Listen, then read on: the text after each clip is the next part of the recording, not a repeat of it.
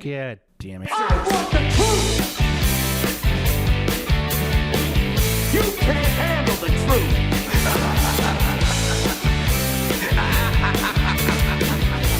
And the truth. No, set you free.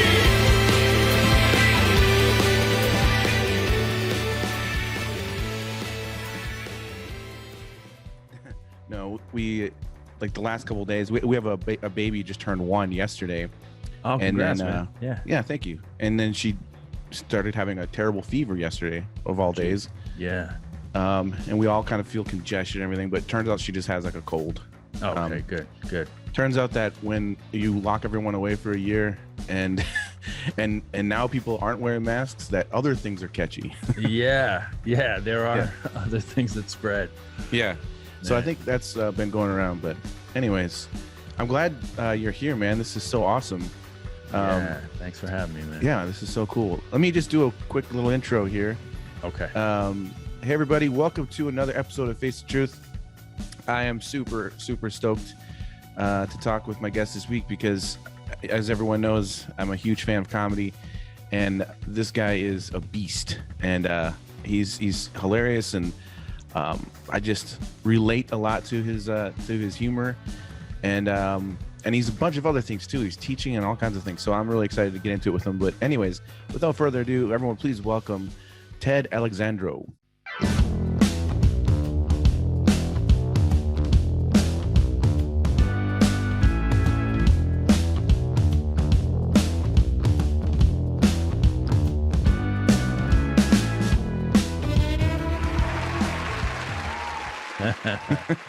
Right on the money.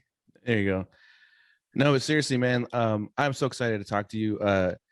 I've been, it's interesting because, I rewatched a couple of your special things, or not all of their specials, but the last hours that you did, mostly at the Comedy Cellar, and just wanted to prepare a little bit just to refresh my memory.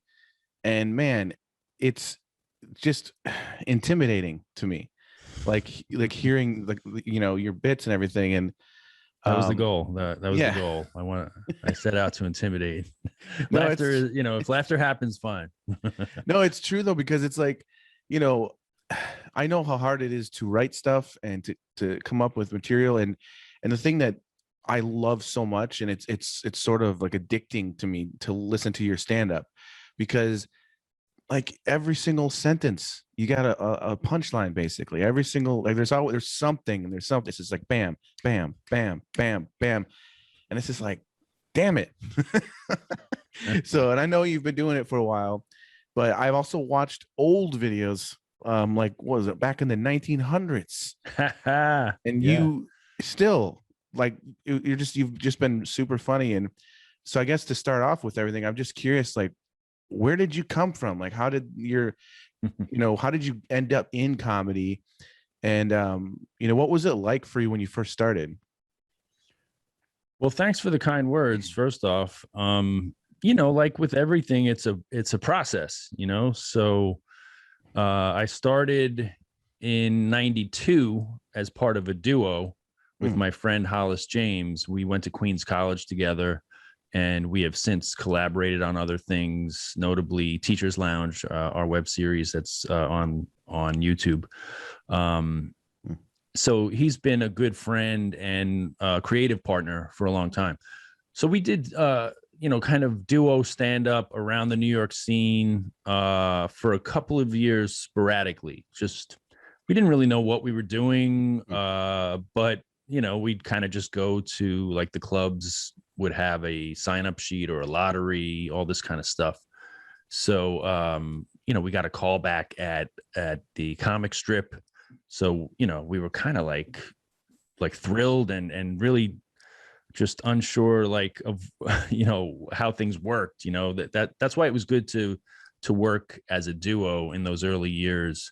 First off, because it was my best friend, but also just because instead of driving home alone or hopping on the subway alone, you always had somebody to bounce things off and to rehash how it went, good or bad, So that was a good entree for me into into stand-up. And then like after 2 years of that, in 94, I remember distinctly August of 94, I just made it a goal to book like a week solid of shows for myself, like solo. I just wanted to see, like, can I do this every night of the week? So it's not like they were all at the comic strip. Some were at like, restaurants or bars or wherever the hell they were. But I booked a solid week, and that kind of propelled me towards taking it seriously as a solo. So yeah, that was how it started. I mean, I can go further back if you'd like, but that was the beginning of like getting into stand up. No, I just always find it interesting because like I it's weird because I've always been a huge fan of it. And I've always been interested in, I dreamed about doing it. But I remember, I'm actually doing it now, but before then it was like, it's one of those things where I think from a crowd's perspective, which is maybe something you haven't been able to really touch base on for a long time, but it seems so mysterious and so like, it's like, I don't get it. Like, how do they do that? Like, did they just go up there and just say stuff? And I mean, do they actually write things down? Do they prepare? Do they, Right. And of course now I know how extremely difficult it is, to an extent, I think, but like, yeah, well, I mean, you have what I'm assuming is your artwork behind you, and it's the same thing. You probably take for granted because it's something you do and something that, I don't want to put words in your mouth, but comes easily in the sense that you know what you're doing, and you can create those types of things that are so impressive to people who don't do it. And technique, and kind of when you start where the roadmap is going, and if accidents happen or whatever, how to right the ship. And it's the same with stand-up. Over years and years of doing it, I guess part of the skill is giving that appearance of ease, comfort, even if you don't feel that particular way, that, because for me, so much, almost the foundation really of stand-up is communicating to the crowd like you have nothing to worry about. I'm in control. You know what I mean? Like just kind of communicating, even non-verbally, you're the way you comport yourself, the way you speak, like you're in good hands, kind of, so then they can relax. And then in a sense, almost like what you were saying, the mystical side of like, they almost lean in a little bit because they want to hear what you have to say. Yeah. I'm very, very new at the whole stand-up thing. And I'm not going to share the story again. I could tell you some other time because I've literally told it so many times on this podcast. But basically, in short, Steve Byrne got me into it. And I love Steve.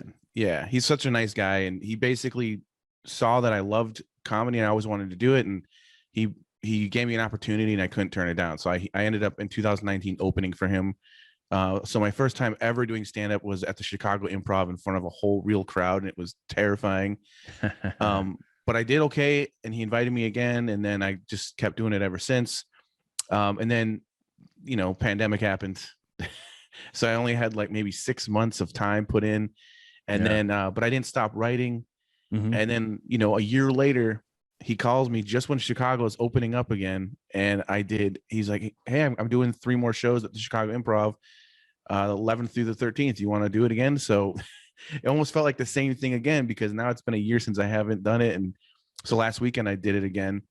And I can't wait to keep doing it. It's but at the same time, I'm at the stage of it where, I mean, every single time I went up, I'm like terrified. But as soon as I get on stage, I just feel like I'm supposed to be there. And the one thing I learned last weekend with Steve was, like, I just did it the first night accidentally. I said something when I got on stage that wasn't even a part of my act, and everyone was laughing.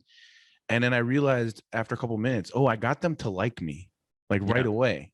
And then I thought about it. I'm like, man, if I can get them to just like me, maybe that's the key to getting them to go with me the rest of the way, because I'm going to say some weird shit.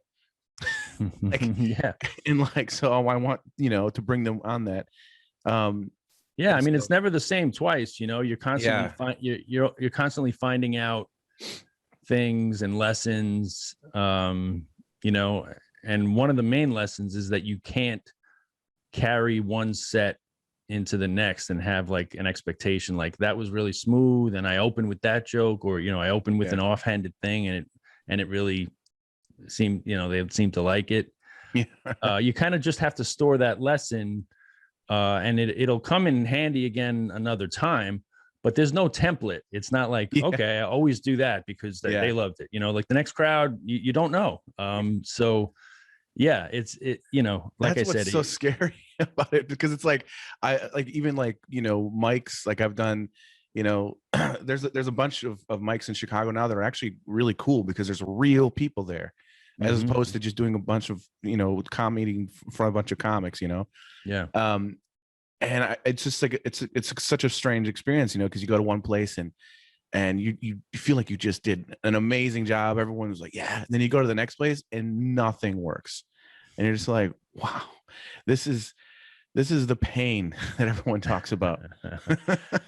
Well, that's the job, man. Like everybody can do it when you're killing, and everybody makes it look easy when it's a hot crowd, but the job is night to night, from the optimal conditions to like the worst conditions where like there's a TV on with the Super Bowl or whatever the hell, just plenty of distractions, people walking, but they're not there for comedy. You have to build up the muscle with all of those environments, so that you can make it work, whether it is like a hot Saturday night crowd at a club, or it's a college cafeteria where kids are just walking by like, oh, I didn't know they had comedy night, and you're trying to like get people to pay attention. So yeah, it's just years of doing that thing, and getting the reps in, so that, not that you ever lose the nervousness or the excitement, but you can kind of channel it so that it serves you. Yeah, it's interesting, man. That's why I wanted to talk with you about this stuff too, because this is like, I really, the whole reason I do this podcast is to talk with as many different artists as possible. And of course, I think of stand-up as an art form for sure. I think a lot of people that enjoy my podcast are like, why do you have so many comedians on? I'm like, because I'm trying to understand what's going on here, and it is an art form, and it's way deeper than just telling dick jokes. Like there's so much more to it. Why is that dick joke so funny? Well, there's something, it's besides the fact that dicks are funny, there's something else there. Right. And I just find it really interesting. And one thing I love about your stand-up is, which I relate to, is when I started doing it, I told myself, hey, like whatever, if I think something's funny, I'm going to try to do my best to just be honest and real about it and figure out what the funny is and see if I can just get other people to laugh. I'm not going to just make stuff up. It's all going to be about my life and what I relate to. And I'm 43. I've got 4 daughters. I've experienced a lot. So it's like, there's a lot of material. So just work with that. And the one thing I love about your material and is just how real, it's so relatable. And it gets me mad, like I said, because you just start saying things. I'm like, oh gosh. And I wanted to share this with you. I had this moment.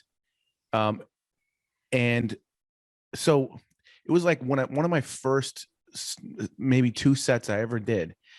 I had this joke because my wife is an artist. I'm an artist. And it's not easy all the time. Yeah, my wife's an artist as well. Yeah. And that's the thing, is I wrote this joke, and you're gonna be like, wait a minute.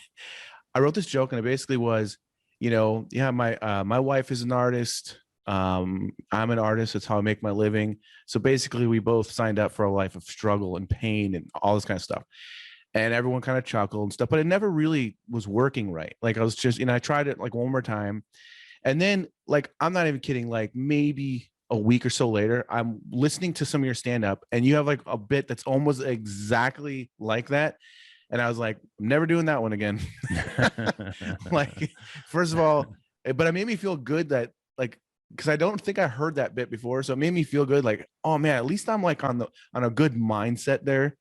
But he did it first, and it's way better. And but I love how your material, like, just talking about having being married, the baby, everything, being 10 years older, and that one bit you did is so friggin' funny when you say that there's the age difference.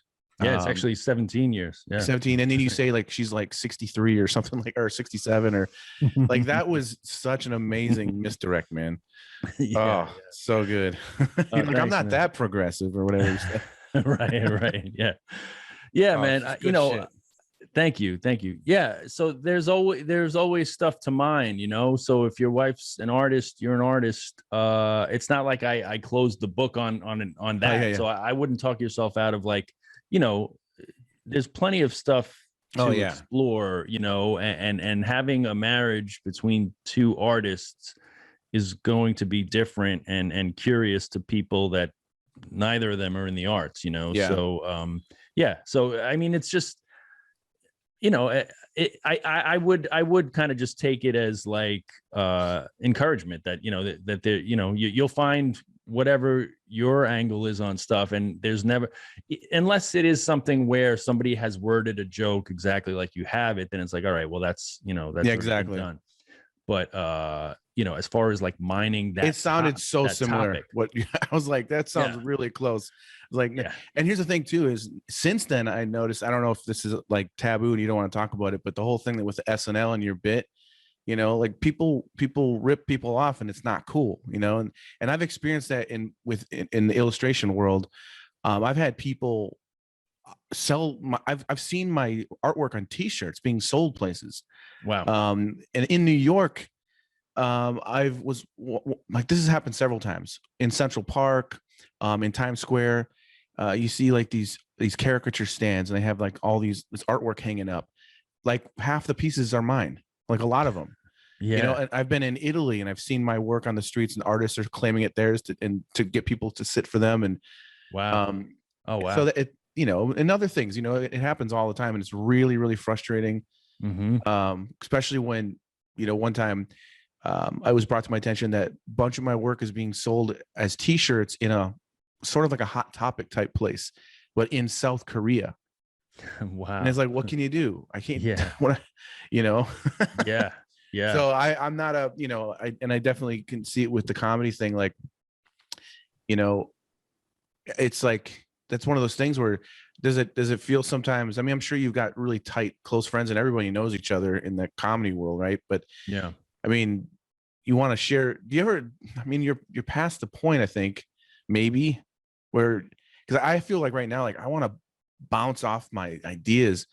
I wish there was someone, but at the same time, I kind of feel nervous because, like, I don't want, are you going to use my idea? Or Oh, you mean just kind of riffing ideas? Yeah, like I feel like, that'd be cool, eventually to be able to do that. Do you ever do that still, or is it kind of like? I do that sometimes when I work the road with Jim Gaffigan, because he likes to do that for his act. So like I'll kind of riff lines to him, like he'll say I'm doing a bit about this or that. So we kind of riff. But as far as my own stuff, I don't like to riff my own stuff. I feel as though the audience really decides all of that stuff. Like, even if your best friend thinks something's hilarious, it's no guarantee that a crowd is going to like it. So I like to go right to the Just dynamic go for it. of, and a lot of times I like to open the set with it too. So that I kind of have to force myself to really get a true gauge, because it's like the first thing coming out of my mouth. It's not like I did 5 minutes that I know kills, and then and by the way, this is something that I do now. Like when I was first starting, I probably would kind of couch it in between. But now, after 28 years or whatever it's been, I don't mind, because I know I can get out of the hole if it doesn't work or whatever. So, but I like to kind of just, and it also is like a rush of adrenaline when you start your set with something you've never said before. It kind of imbues your whole set with a bit of energy that it might lack if you were just going into something that you've said 100 times. Okay. Yeah, that makes sense. It's such a strange feeling, I think, because that's the way that I've been going about this whole thing, is more of a cautionary way of, whereas I like work really hard on the material and get it down and get it down and get it down. Then I'll go to the mics. Mhm. So I don't like to have a notebook with me. I just want to go up there and just talk. But I have a bunch of new ideas that I really want to talk about, but I'm just like, they're not, I haven't gone on enough walks with my dog yet to like, because I kind of just, that's where I kind of like talk about to myself. And but when you're talking about these new ideas, how do you go about that? Like, are you going up there with something you just thought about that day and like, I'm just going to talk about this, I'm going to start with it, and then if it doesn't go well, I have like so much material I can end with, so that I don't disappoint people. Well, yeah, myself. Again, I think that evolves over time. In the early years, I would write things out pretty vigorously to the word. It was more or less kind of scripted.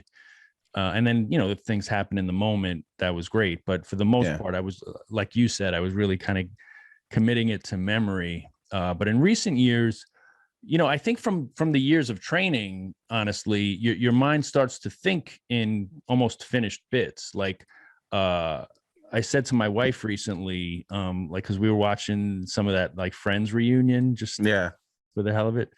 And that, that theme song, like I'll be there for you and all that stuff. I said, like, it's so funny, like as a married guy now, like none of that applies to me. Like, I will not, I say, I will not be there for you. Like, you cannot depend on like any of those friendship type songs, like Lean on Me, like, don't lean on me, because you'll fall. Like I, as a father, I will not be there for anyone except my kids. I don't have the time or the inclination to help anyone.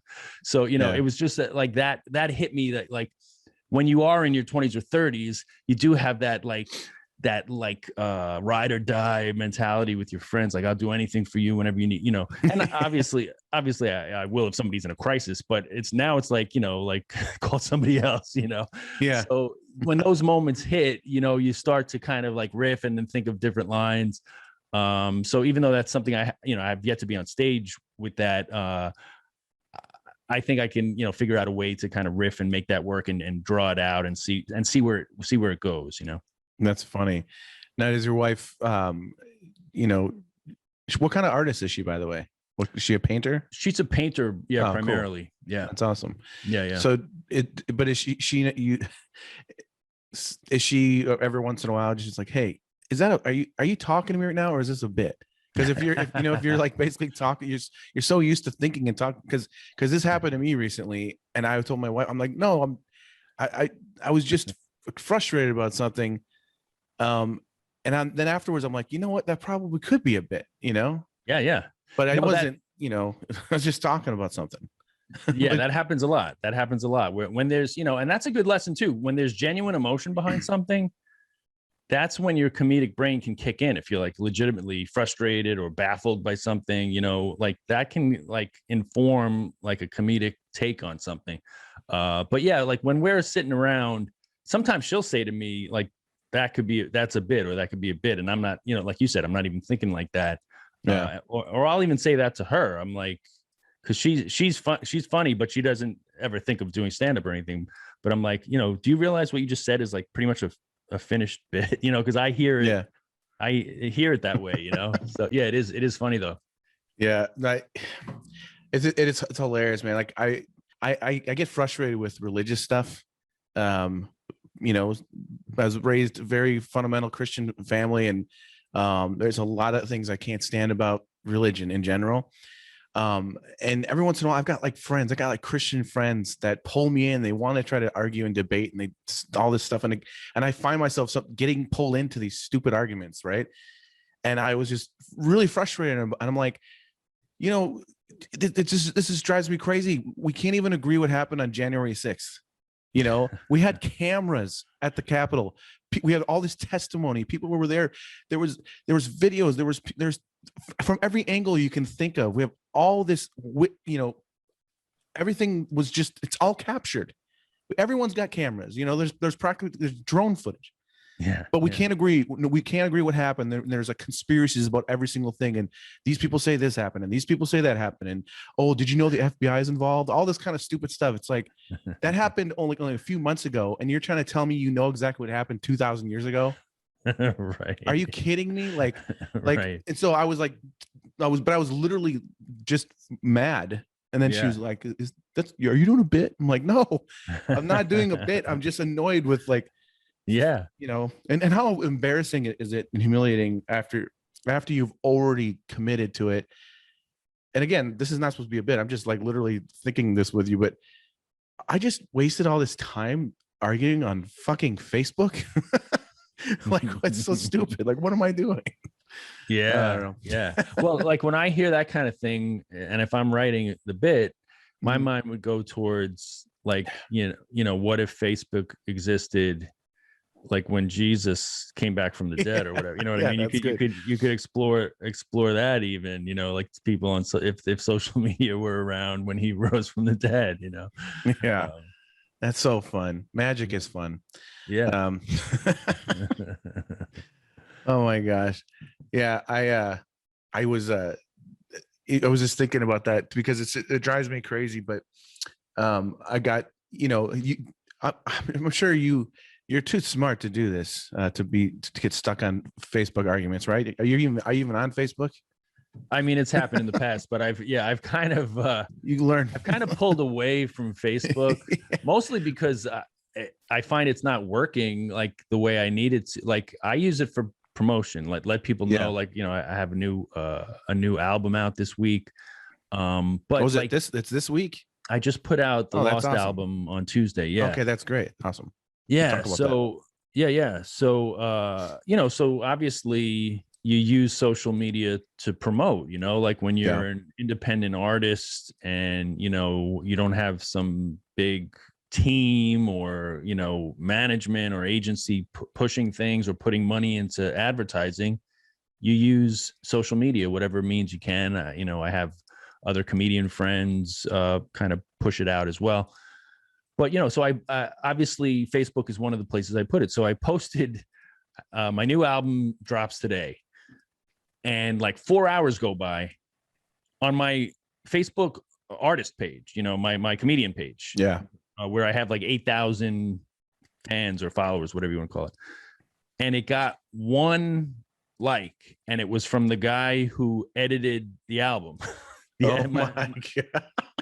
And this is not unusual, by the way. So I'm like, what the fuck is going on with Facebook? You know, and I don't know if it's because of stuff I've been involved with activism and stuff that I'm on some sort of list that they suppress, or I don't know. But to think that, you know, this is not just like showing a picture of what I had for lunch. This is announcing my new album. So you would think 8,000 people.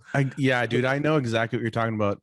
Like, You know? I've basically tried to pull back on everything and just make every single thing about my work stuff and leave the personal stuff, like leave the pictures of the kids and stuff to my wife's Instagram, you know, that kind of stuff and all that. Yeah.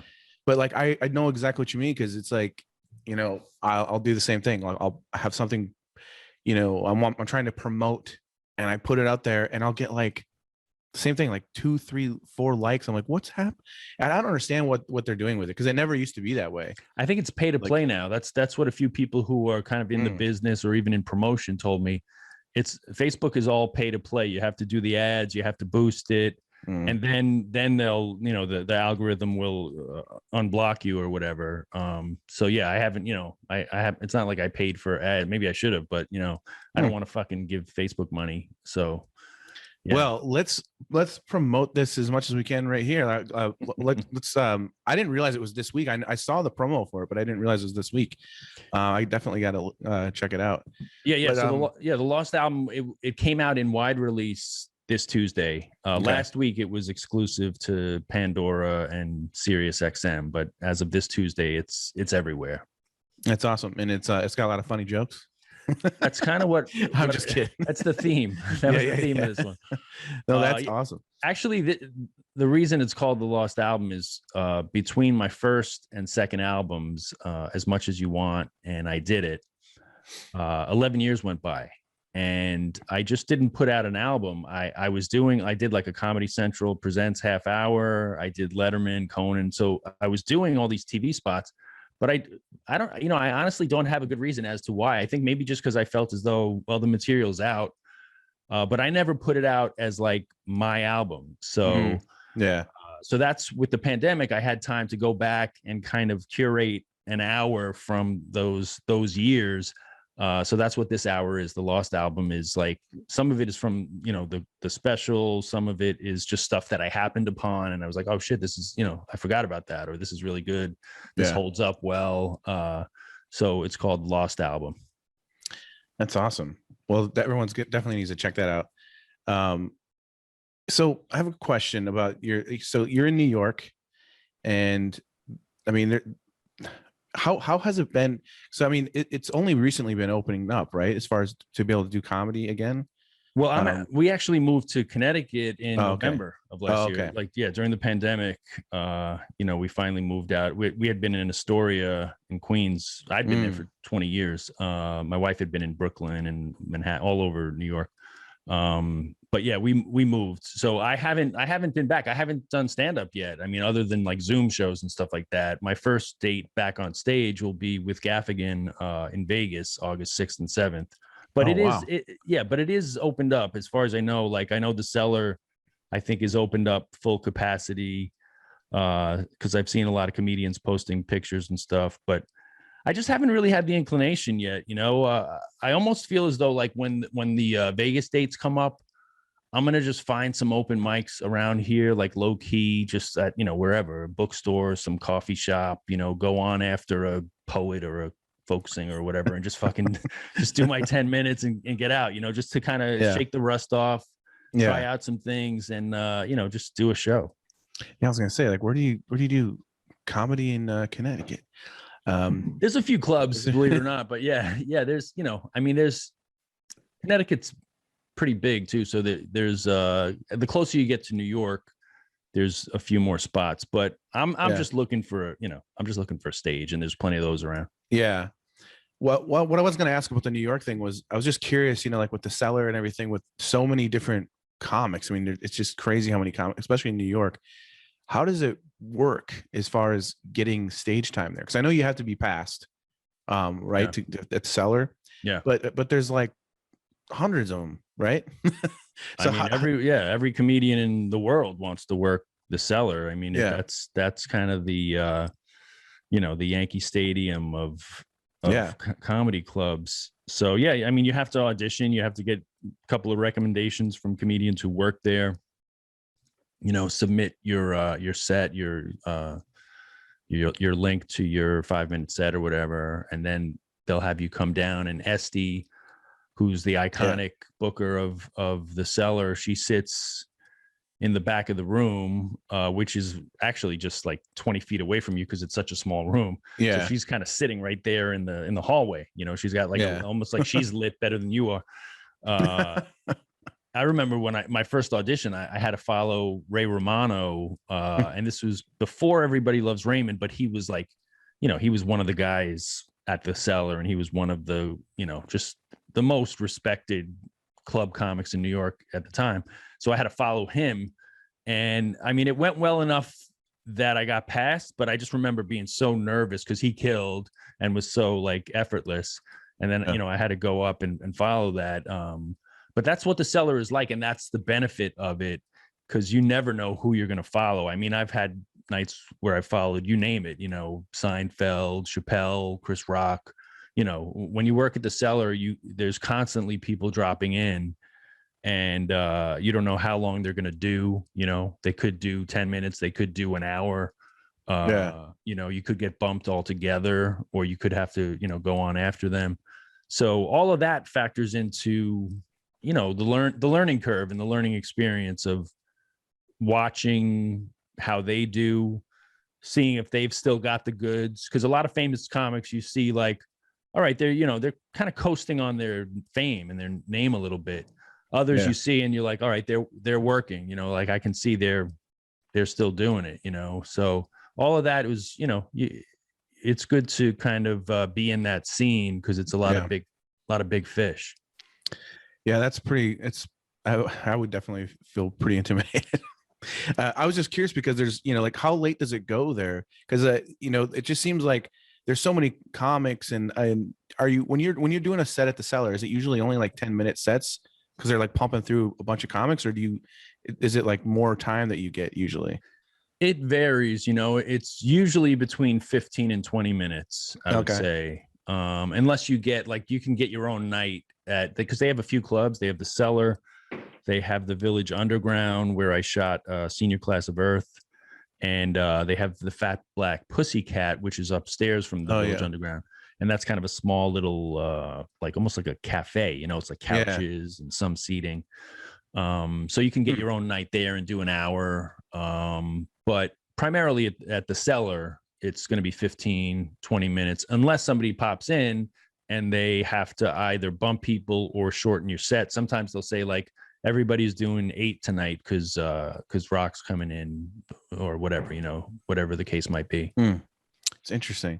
No, I just find it really interesting. I was just curious because last time I was in New York before everything happened, it was February of 2020, and I was at the Cellar at the Olive, what's it called? The restaurant. Tree? Yeah, I was there with a buddy. Do you know Jason Chatfield at all? Sounds familiar, but I can't place him. He's an Australian comedian, but he also is a cartoonist for the New Yorker.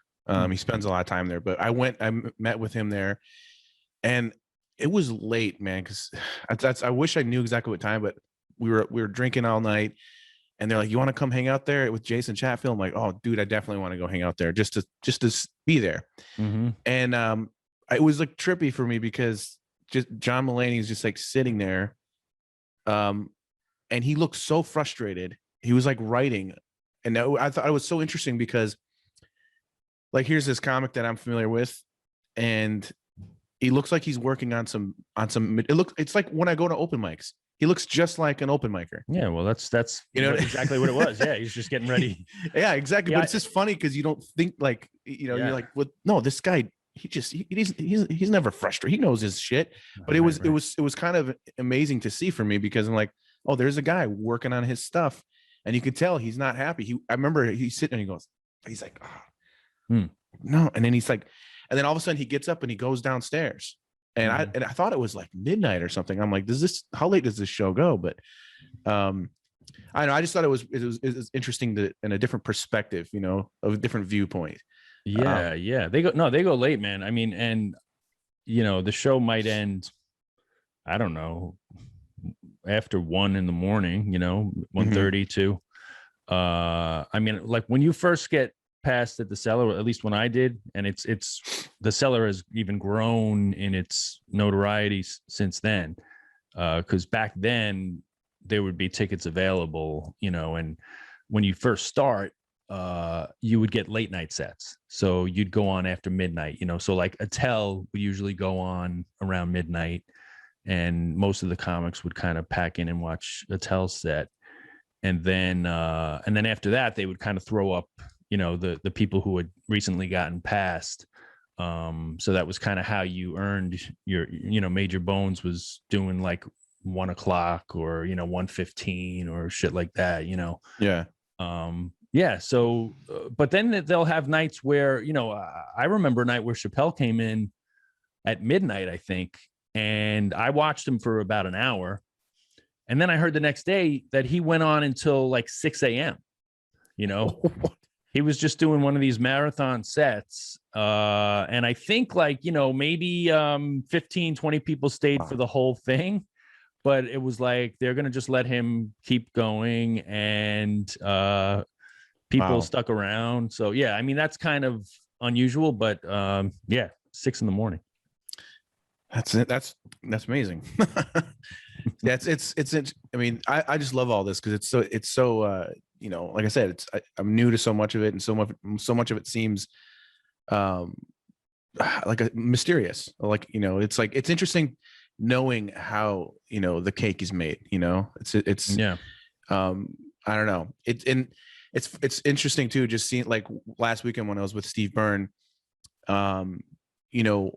watching, like I had a blast every single time. I felt I did well, and then I could tell I was getting better with each set, and I was just loving it, But I mean, I remember one of the shows, one of the feature comics was upset, like that's the worst crowd ever and everything, and I was like, oh, I thought it was fine, Right. But then Steve, when he got off stage, he was not in a good mood. He was like, fuck that, like, and it was interesting seeing that, and him kind of talking about it, like, this and that, whatever, these people, because I guess there was some people that were just being dicks on the audience, but then seeing him also perform, because I was like, this is like going to school, right? Yeah, so like sure. I just every single night I watched his set, Mhm. and the first night I'm like, oh man, like how is he just like riffing with all these people that way, and just like, and he's just pulling things out of his ass, and he's hilarious, and he is. But then the next night I go and I'm like, oh wait, he did that, but this is, wow, that's a part of his thing. I didn't realize it. That's the magic of it. Is he Mhm. makes it seem like he said it for the first time, and I didn't realize it was a bit. I thought it was literally like he Off the cuff. talked to this one person and this and that. Right. And so it was really interesting watching that, And it may have happened the first time exactly the way you're describing, but then the longer you go, you realize, let me keep that, and let me try to keep the way it happened. If I can introduce, like, just in conversation, those little types of things, even if there's just a slight little piece of crowd work, that you're going into the bit, but there's just ask a question even, and then let them say whatever they say, see where it goes. But really what you're doing is you're going into this bit. Yeah. Yeah, it's interesting, man. I'm just loving soaking it all up right now, man. Just like the experience is cool. Yeah. I feel lucky because it's not how I have to make a living. And I mean, I've never been paid to do comedy yet. I mean, it would be kind of cool, maybe one day. I'll talk to Steve about that. But no, I'm just happy to do it and get the experience and everything. But so I feel lucky because I have, I'm an illustrator and everything else, and I also feel lucky that my wife's letting me go out and do things at night sometimes. But another thing that I find interesting about you, as well as you teach comedy. You have like I mean, it seems like something that would be so hard to do, like teaching a priest how not to touch kids or something. Like that's got to be a really hard thing. Like I teach that as well, actually. You bring that up. Yeah.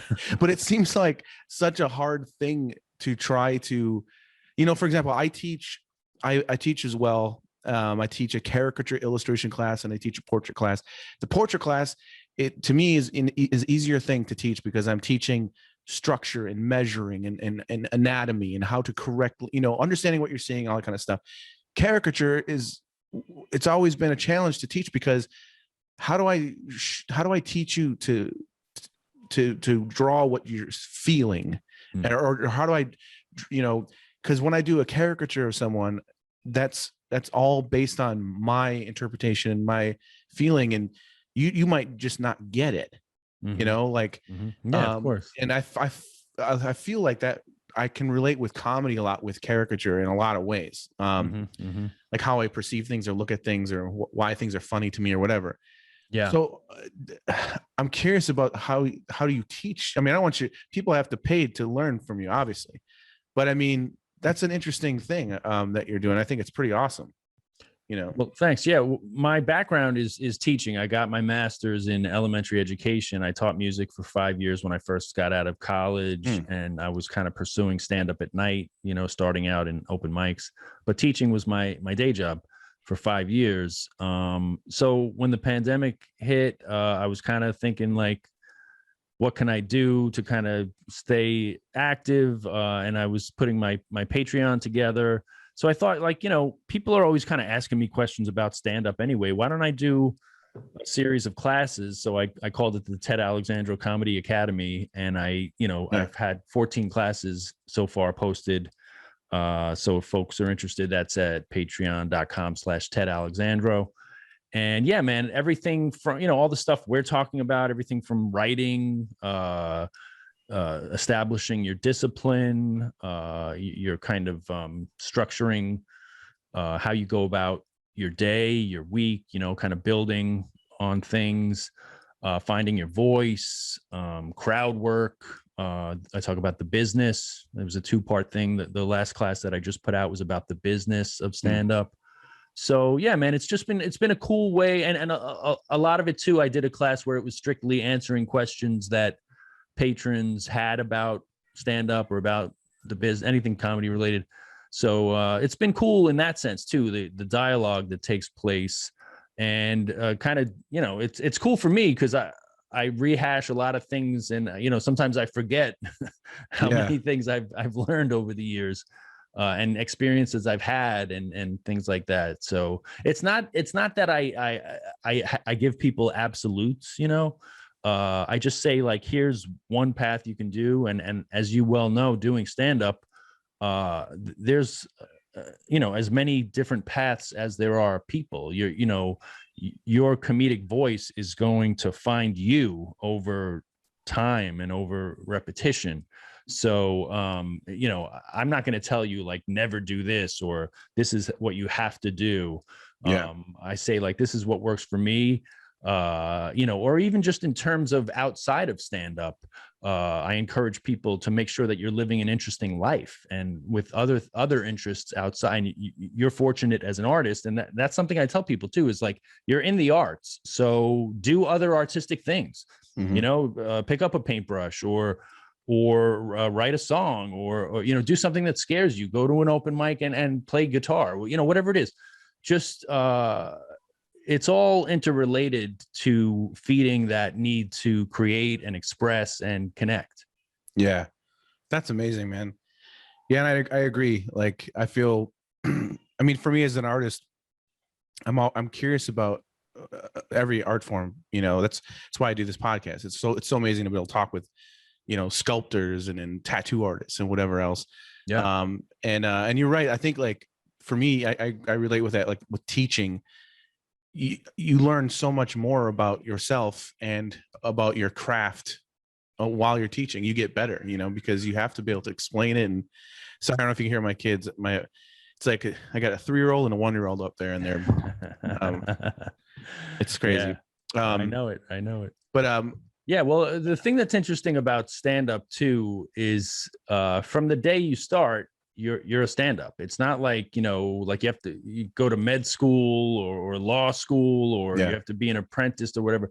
The day you decide to go to an open mic and the MC announces your name, you're the comedian. You're on stage. People are watching, you know. So it's like, I think that's a great thing, and also a great reminder for even me, who's doing it as long as I am, that, you know, not to get too big an ego, or it's really just, it's the most almost primal of things. It's people congregating and one person having the mic and telling stories, or telling, you know, just talking, and people connecting and feeling things, you know. It's that's what it is at its root, you know. So I try to remember that. Yeah, no, that's good.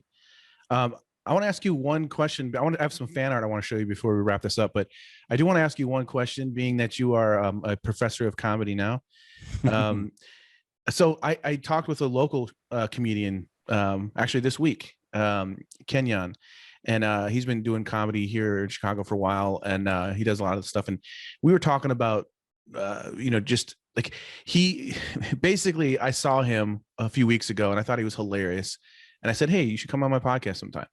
But one of his jokes on stage was basically just ripping apart people with tattoos, specifically neck tattoos and everything else. And I'm covered in tattoos. So I thought, like, did you see me when you went up? And then you just like, I'm just going to, you know, have some fun with this guy. He's like, oh, I have no idea. I didn't even know you were there. But his stuff was really funny. Completely wrong about everything having to do with tattoos, by the way. Like, as far as why I have tattoos and what it means to me and everything else. And I explained to him that, you know, unlike most people covered in tattoos, like, I've never been to jail. I really don't have mommy and daddy issues. But I'm an artist, and I actually got my neck tattooed on purpose to show people I can do whatever I want, because I don't have an HR department. I work for myself. I don't have a boss. I'm the boss. And that's why I got my neck tattooed, because I was like 30 at the time. I was like, you know what? this is so I never have to have a corporate job, because this is. But he was telling me that I should really address. This is what I wanted to ask you. He was telling me that I should really address when I do stand up. Like, you can't go up there and not talk about your tattoos. And I never really thought about that. And he's like, as a comic, you should dress plainly or whatever. Because if you're wearing a weird suit or you have crazy hair or something, you kind of got to address it, because otherwise everyone's going to be thinking it, and then they're going to be distracted because you're not talking about it. And I never thought about it that way, because I never think about my tattoos. Like, Right. never. I never, to me, and I honestly don't think tattoos are that weird. I mean, I see tons of people have tattoos. And he's like, yeah, but you got them on your neck. I'm like, yeah, but I never, it's like, I wouldn't even know what to say. Like, hey, I got, it's like, to me, it's so much a part of who I am that it's, it's, I don't know. I guess it's funny because I've never brought it up. I've never brought it up. I've also never, talked about my art on stage yet.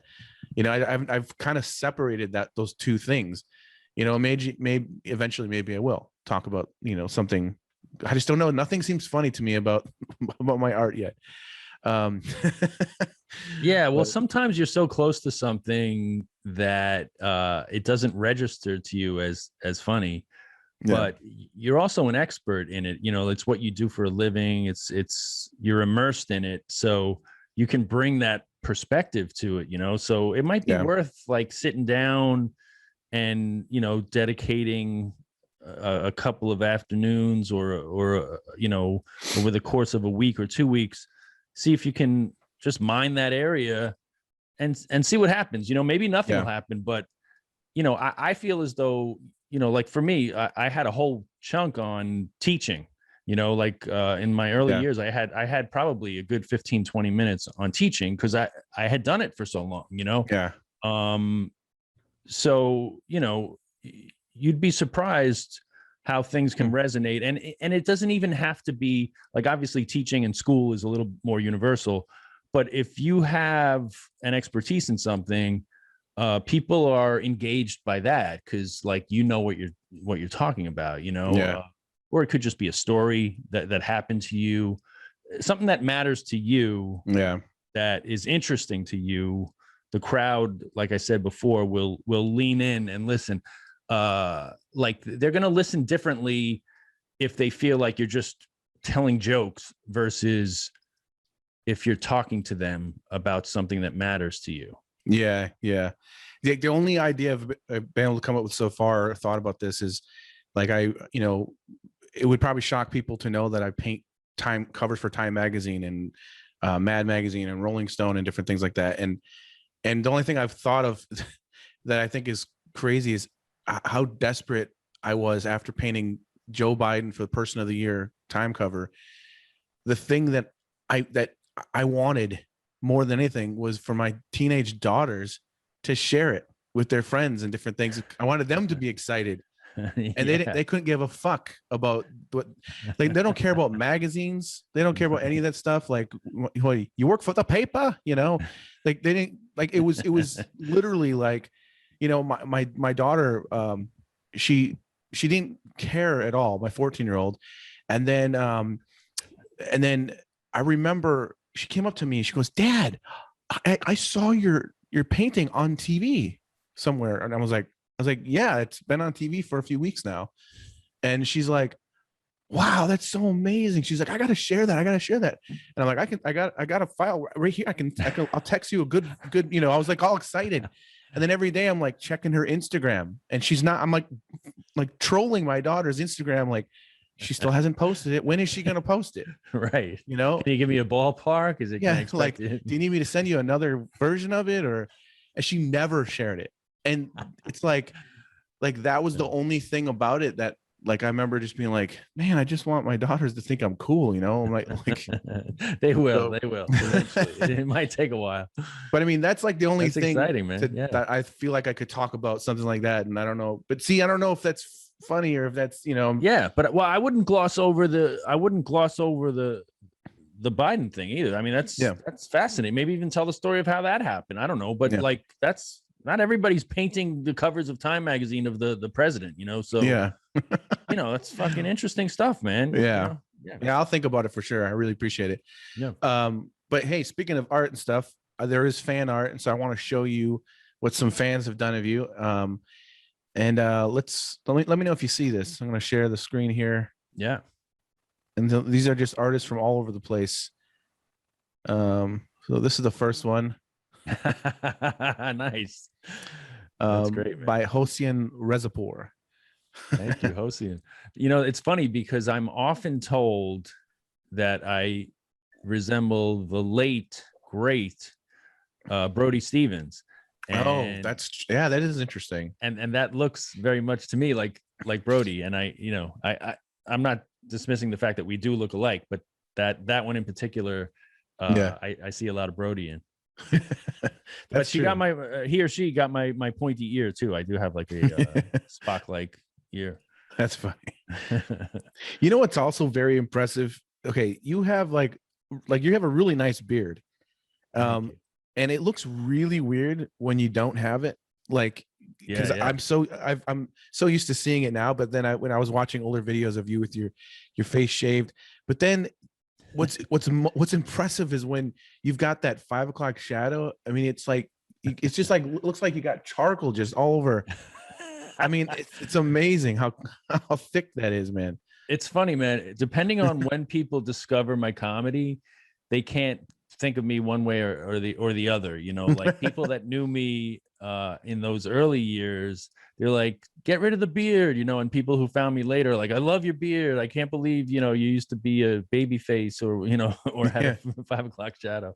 So yeah, it's funny. That's like a serious 5 o'clock shadow. It was aggressive. Oh yeah. Yeah. It's like 5:15. Here you go. This is by I like that, man. That's great. Ray Shipman. Thank you, Ray, man. Yeah, that's funny. That's based off of a photograph that Brian Kelly took out of Michigan. Yeah, man, I dig that. That's really well done. Yeah, it's awesome. This is by Lars Eric Robinson. Thank you, Lars, man. That's cool too. Yeah, that's based off of a photo by Phil Provencio, a photographer that works the New York scene. He took that in Astoria Park, and I dig that, man. Yeah, I like what he did with, you know, like you were saying, somebody's interpretation of your features, and like I feel like he captured kind of like my smirk. There you go. Nice, man. I think this one's got some good character to it. This is by Jacques Lemonnier. I dig it. Thank you, Jacques. Yeah, that's really cool, man. All of these are great. You know, yeah, this one is very distinct, man. And I like the growth, like from the head and then the beard kind of coming at you, even, you know, like it gets larger, the perspective. Yeah. And I like they got my two moles on the head there too. A lot of people ask me if those are like, you know, what do they call them? Like implants or, you know? Oh man, like horn implants? Horn. Yeah. I'm like, no, man, this is just my fucking head, you know? Yeah. But yeah, I like that's very funny. Yeah. Oh my gosh. Nice. This one is by Paula Petwani. You know, it's funny. I just realized.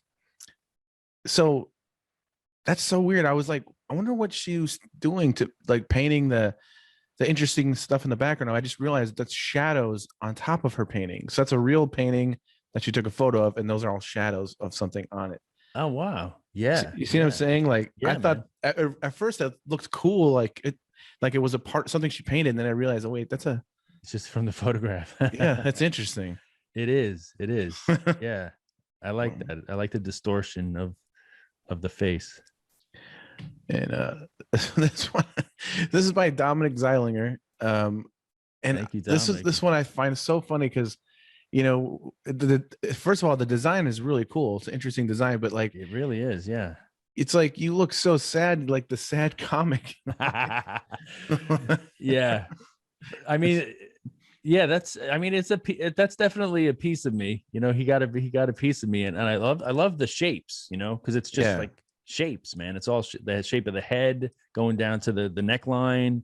I mean, that's really cool and very interesting the way he put that together. Yeah. And by the way, that's what your 5 o'clock shadow looks like. Like that's like when it's just the scruff. Right, more or less. Yeah. It's impressive. I'm just jealous because I can't grow a beard at all. So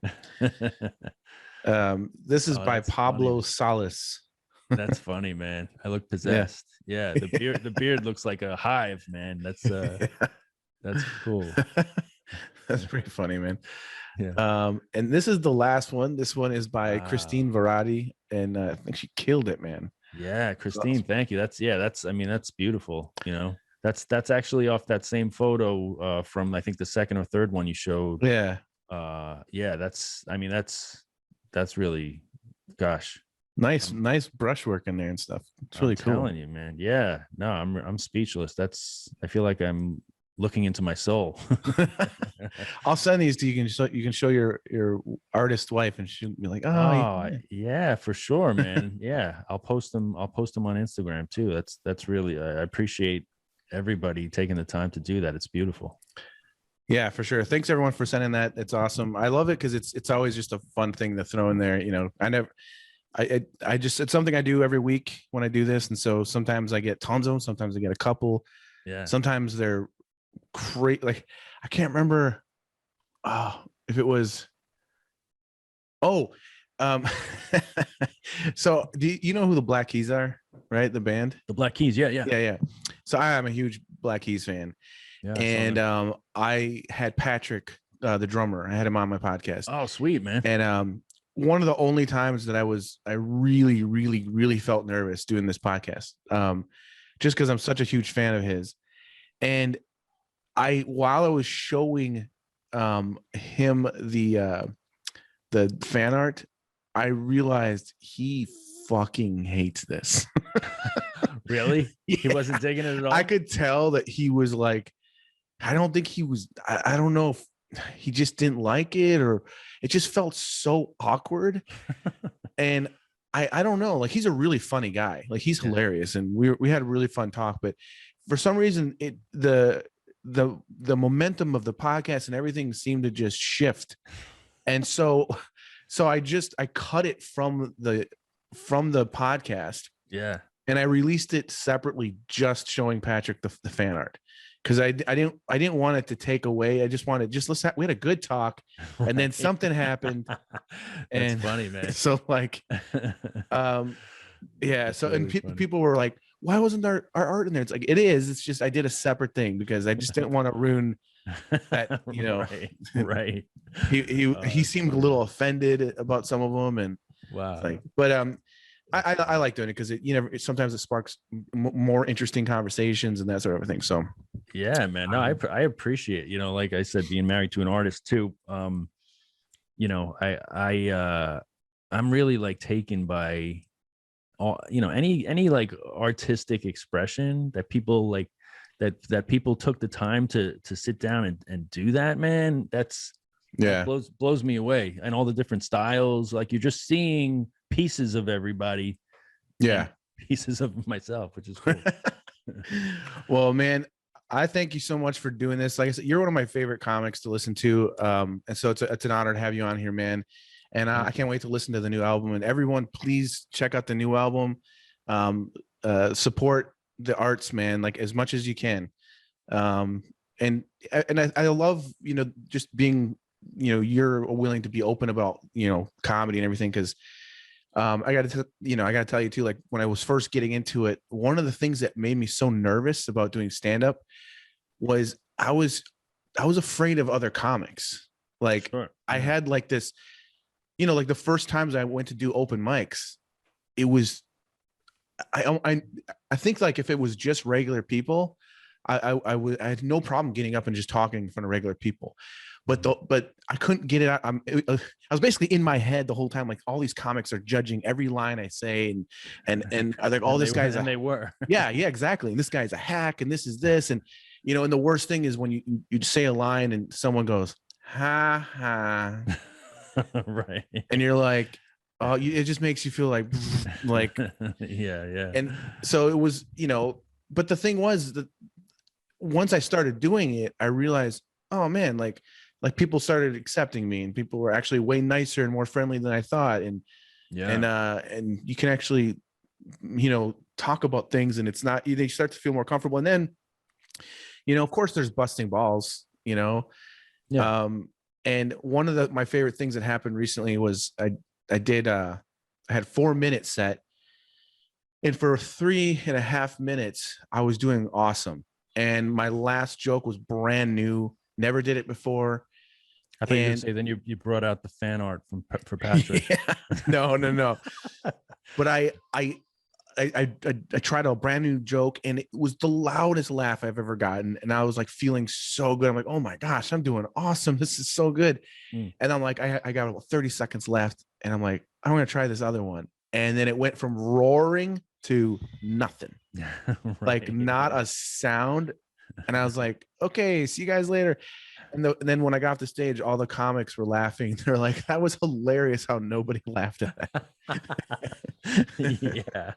Nobody, man. That's part of the fun, is the community amongst comedians too. And people become your friends over the years, and people that you come up with become lifelong friends.